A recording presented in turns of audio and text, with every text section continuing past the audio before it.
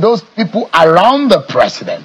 You have inferred in your letter that perhaps they are not telling the president the truth and they are not advising him well. Are you saying that the president does not have competent hands in his cabinet to deal with the economic situation in the country? Or what exactly are you saying in straight terms? I am someone who believes in star-studded cabinets. If you ask me today, President Ibrahim Babangida, minus the June 12 annulment, he had one of the best cabinets in Nigeria, and he tried his best. Obasanjo, Baba, also tried his best to assemble the best. Today, and God is my witness, today, if you ask me to name 10 ministers in Tinubu's cabinet, and to tell you what they did or did not do before they were appointed, I will struggle. That is the truth. And ask an average person. And I don't consider myself average not to. Look, what we have today is that someone transferred the Lagos template to Abuja. And that's why we're failing. Nigeria parades some of the greatest human beings on planet Earth. I've traveled a bit. There is nowhere up to Australia that I did not meet Nigerians doing great things. Where are those people? In today's Nigeria, is either you are the son of, the daughter of. Nigeria cannot continue to operate on the basis of compensation. I must compensate my friend. I must compensate my former schoolmate. No. Nigeria right now is playing World Cup and you are picking weak players. No, we can't do that. And that's why I wrote that letter. A lot of the people around there now, their lives totally depend on Tinubu. They cannot tell him the truth. I know what a lot of them say behind when they see us that, we can't talk, if we talk, that is the truth. And I'm one of the people he knows. Right from when we were in exile, when he was governor for 8 years, I would tell him, I will write letters. And I'm a letter writer anyway. I write letters all the time. I wrote to President Obasanjo, I wrote to Buhari, I wrote to all of them. Jonathan. And that is why I'm also writing to a man that I know we've come way back. If he is watching, he knows I always tell him. Okay, so I know a lot of people know this already, but I'm only putting this out here just in case people are still doubting. One of the fulcrum of the failures of this government has been its inability to assemble quality might. And I say it, for those of us that studied the Goodluck Ebele Jonathan's government, the corruption in that government was of high magnitude.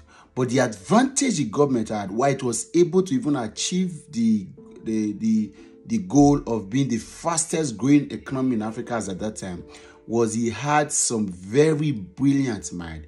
Though there was severe bleeding going on, but there were severe economic gains that were happening in various degrees, I can tell you. And the beautiful minds of Deshina, Ngozi Okojo-Iweala, and a lot of other persons continue to push the economic prosperity or the economic goals of the government forward.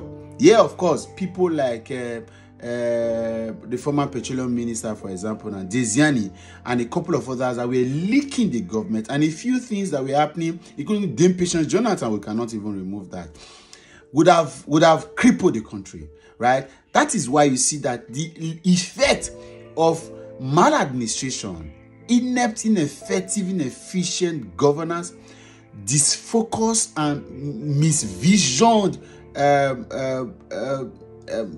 administration of Buhari's government that has now modified into a higher dimension in Tinubu's government is not getting gains. It's not getting any progress because there's a daft economic team assembled. And like Dele Momodu put it there, you cannot even beat your chest to say there are 10. Out of the over 40, you cannot look at 10 smart guys that are geniuses, that are experts, that are professionals. Forget about the tag. And that's the problem. If you agree that the country is bleeding, if you agree that the country is at its knees, if you agree that the country is sinking, then what did you do to save in it? for a man like Bola Ahmed Tinubu that do not have the physical and mental strength to run in the country, right? You would hand over these ministries to non-political actors, or maybe more of professionals than political actors. But of course, he had to say thank you to a lot of these persons. And there are still a long list of people that are yet to be told thank you. Reno Mokri, Daniel Boya, and Femi Fani-Kayode, and a couple of these guys. Maybe Wole Soyinka will join them soon. And then somebody said that believe. You are believing what? You are believing what exactly? Do this team look like a team that understands the goal that we are in? People just came to play. People just came to dance.